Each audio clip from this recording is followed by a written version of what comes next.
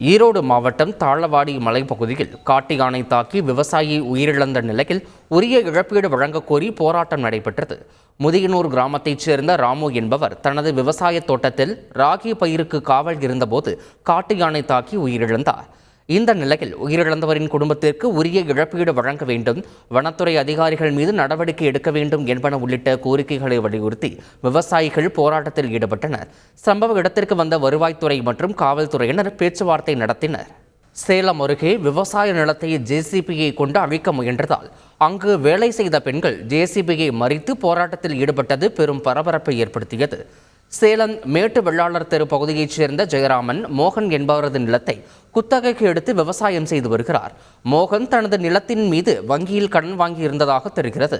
இது தொடர்பான வழக்கு நீதிமன்றத்தில் நடைபெறும் நிலையில் ராமராஜன் என்பவர் நிலத்தை வங்கி தன்னிடம் விற்றுவிட்டதாக கூறி நிலத்தை காலி செய்யுமாறு ஜெயராமனை தொல்லை செய்து வந்துள்ளார். இந்த நிலையில் ராமராஜனின் ஆட்கள் ஜேசிபி எந்திரத்தை கொண்டு தென்னை மரங்களை சாய்த்து விவசாய பயிர்களை அழிக்க முயன்றுள்ளனர். அப்போது நிலத்தில் வேலை செய்து வந்த பெண்கள் ஜேசிபி முன் அமர்ந்தும் நிலத்தில் இறங்கியும் போராட்டத்தில் ஈடுபட்டனர். தங்களை கொலை செய்துவிட்டு விவசாய நிலத்தை அழியுங்கள் என அவர்கள் வாக்குவாதத்தில் ஈடுபட்டனர். இதனால் அங்கு பெரும் பரபரப்பு ஏற்பட்டது.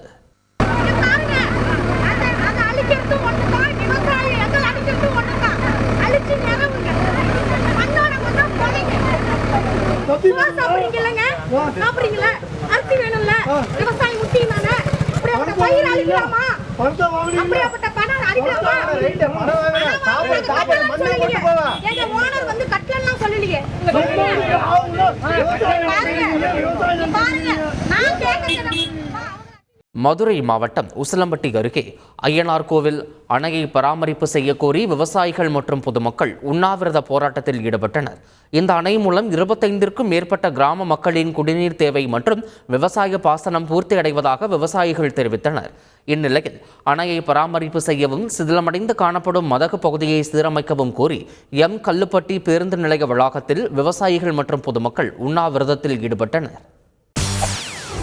செய்திகளை உடனுக்குடன் தெரிந்து கொள்ள உடனே சப்ஸ்கிரைப் பண்ணுங்க.